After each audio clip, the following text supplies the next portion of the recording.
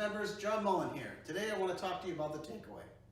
Very often I see players get very quickly out of sequence with both their body and the club head very quickly into their swing.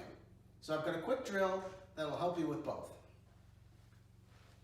So all we're going to do is just set up to a normal golf ball.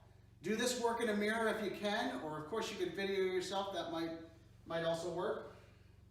We're going to go ahead and set up to a regular golf ball here. I've got a few aids on the ground. I've got an alignment stick here, just stuck into a bucket of balls to just kind of help me see where I want that club head to go. I've also got a stick on the ground here to help me understand how much turn I want to get this club about a little beyond parallel to the ground. I've also got an alignment stick on the ground, always kind of focused on alignment, and I'm going to keep my hips fairly parallel to that. I'm going to turn very little with my hips into this early swing portion.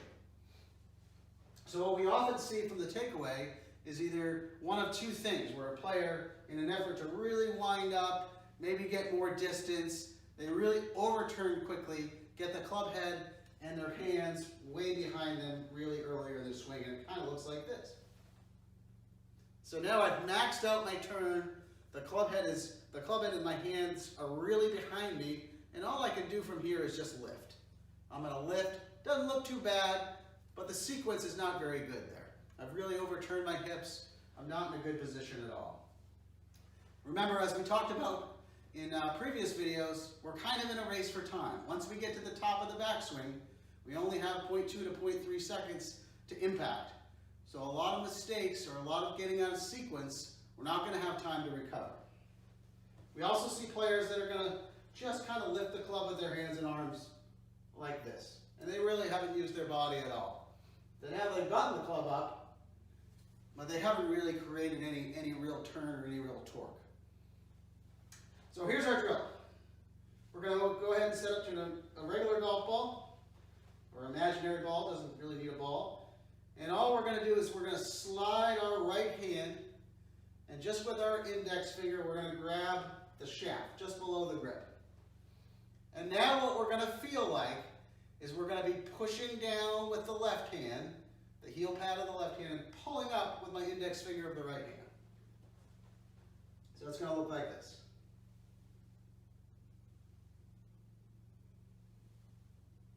Again, I'm really feeling like I'm pushing down with the heel pad of my left hand and pulling up with the index finger of my right hand.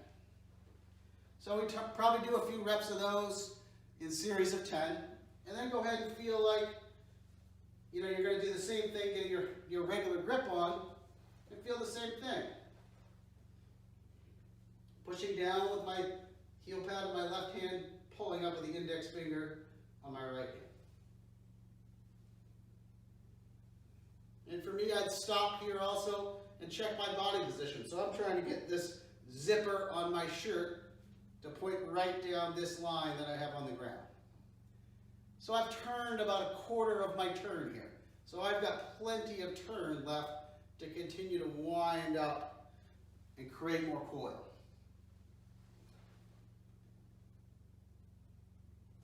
So we'll do a couple more. And again, I'd be focused also on looking at my hips. Have they turned? I definitely want them to turn. I want this right hip to turn and the left hip to go in, but I don't want to be doing this drastically here. So we'll do one last one.